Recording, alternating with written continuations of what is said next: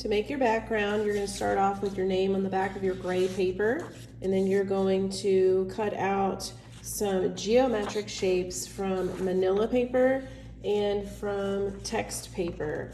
We don't need to worry about what the words are or the content. We're just looking at this paper as black and white paper, so we can have some different contrasting values of color and shapes for our Cubist collage.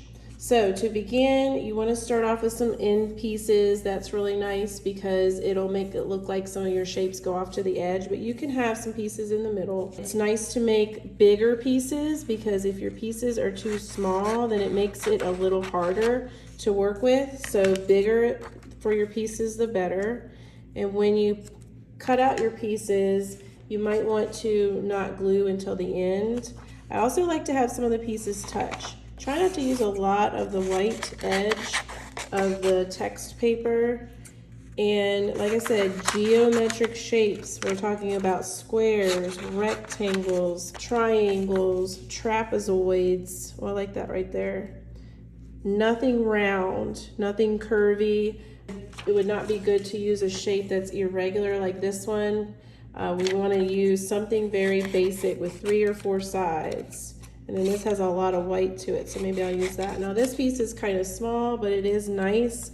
So you're gonna flip it around and play around and see what works, but mainly use bigger pieces.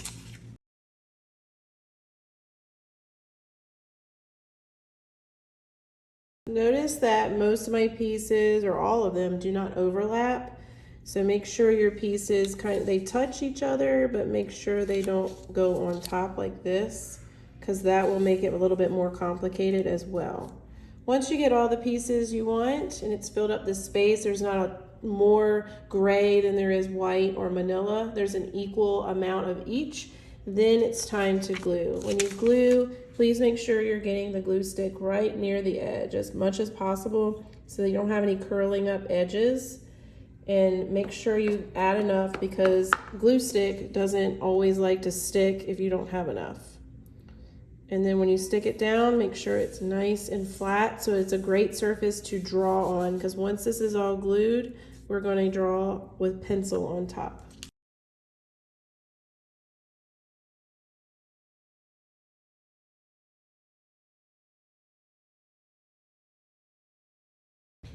Once your collage paper is complete, you're going to draw with pencil. I drew this with pencil first, but I also Sharpied it because I didn't want you to watch me do all of those steps when you know how to do that. But when you're drawing, the biggest thing that you're looking for is to make sure that your still life fills the space from top to bottom. And that's going to be a good composition if you have an object in every part of your paper. If you have a lot of empty space, like this is my empty space around here, it's not more than 50% of the paper, so that's fine. So once you've drawn it out in pencil, then you're going to Sharpie and outline it. So it's almost like you never used pencil. This is when you see a line that breaks the papers in half. So I see a natural line right here, and I'm going to start now breaking up my paper, or it's also called fracturing. So see right here, breaking it up. And then there's a line here. So I'm not going to do the whole thing in front of you, but you can kind of get the idea. Now, once you've done this, you still need to break it up even more because it's not going to be enough. Like this section, I don't want it to all be the same.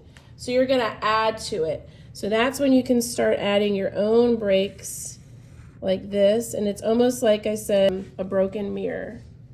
So I have a lot of tracing to do of the geometric shapes of my papers.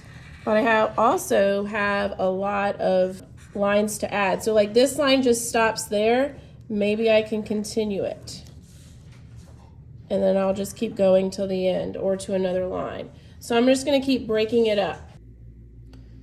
When you are finished with your Sharpie, then that means you have divided all of your still life into medium, maybe some small areas, but no large areas. So if you have really large areas, that's a great place to add a line. And now you can see why, because we're going to be coloring them in. But it's not going to just be like coloring with crayons. We're coloring with oil pastels. Oil pastels are basically dried up paint in a stick, oil paint. So it's like a paint stick. So when you color with them, you have to make it sure that it looks like paint when you're finished using it. So if you look at all these areas right here where I have some value and shading, I layered in some darker and medium and light areas of this one color, and I filled it all the way into the edges, and I made sure that it was blended and doesn't go outside the lines.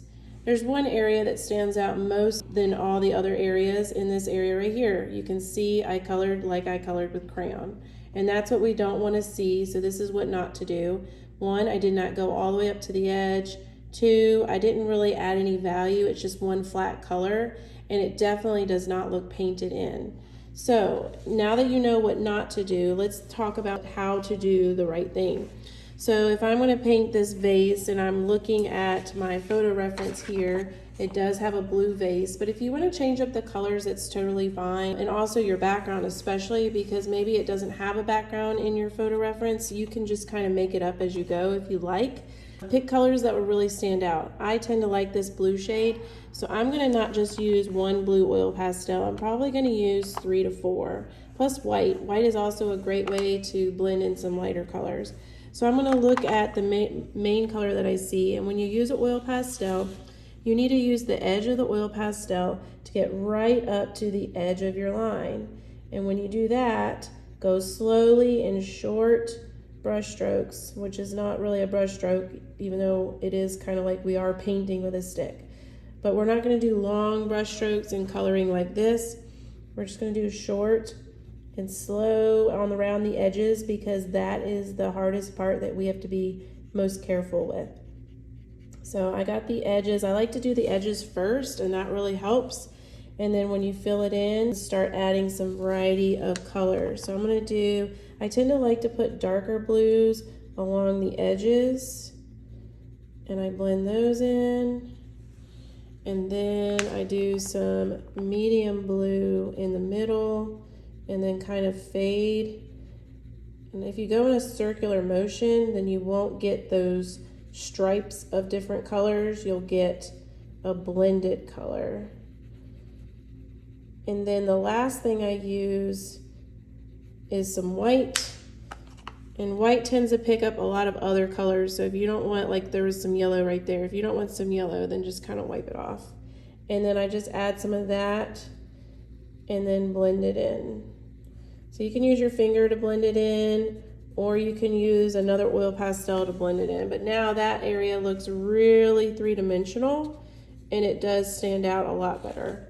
Notice when you use your oil pastels today, you are not going to fill in sections next to other sections. Like this one doesn't really count too much. They're barely an area where they're touching. But notice how I've spread out my oil pastels as much as possible. You don't want to use an oil pastel on an entire object. So like this flower right here, I'm not going to use oil pastel on all sections of it, because tomorrow we're going to use charcoal, and charcoal is another area that you're going to incorporate variety. For oil pastel, the last thing we need to think of is cleanup. Oil pastel does have a lot of crumbs, and you can see them are all right here. And it's not like eraser crumbs where you can just brush it off onto the floor. Instead, you need to take these to the trash can and just kind of brush them off into the trash. Oil pastel is not water soluble, meaning it doesn't clean up with water, and it's really hard to clean up. So even one little crumb on the floor can smear into an oil smear. So make sure that you brush them off into the trash and do not get them on the floor, and wipe your table. All tables have to be wiped down, whether you see a mess or not, because they will show up on when the next person puts their fresh white piece of paper on top. It'll get their picture dirty. So make sure you clean up your oil pastel not to leave any crumbs.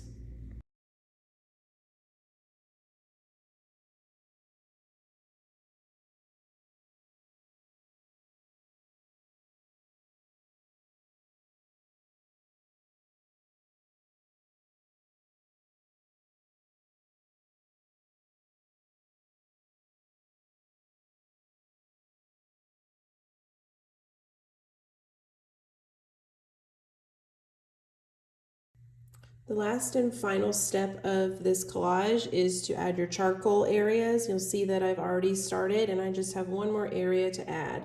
If you're not sure when you are finished adding charcoal, just kind of glance around the whole picture and see if you have an equal balance of all of your different sections. So you've got charcoal section, you've got oil pastel sections, you've got gray areas, you've got text paper areas, and you've got manila paper areas. You want to have an equal balance all the way around.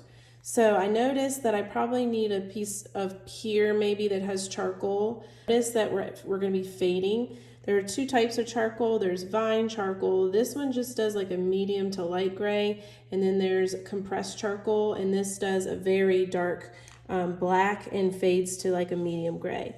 So I like to do the compressed, and I start off really dark in one part of the section that I'm adding the charcoal to. So I'm just going to do the edge. I like to just kind of outline the edge, and then I just fade, and I don't go all the way to the other side, because if I do, then it won't have a strong enough fade. So I kind of just stop there, and I let my fingers do the lightest area. So I start off dark, and I blend it in with my fingers, staying inside the lines as best as possible. And then I just kind of fade as I go out. If you want, you can apply some of the vine in the outside or lighter areas of value, and you'll see how this really blends more than the compressed. So you can use a combination of both. Notice that I sometimes used the charcoal to emphasize some areas and shapes like the flower petals here. And also notice that I don't have any areas that are the same. That's another way to tell if you're finished. If you have two areas that are the same right next to each other. So, I noticed right here we go. I've got a gray area next to a gray area. So I have to make one different. So that would probably be, let's just add a little value right here with charcoal. And so now, and then blend. So when you add the charcoal, remember you don't color the whole thing in. It's nice to have some value. So now that really does complete my collage.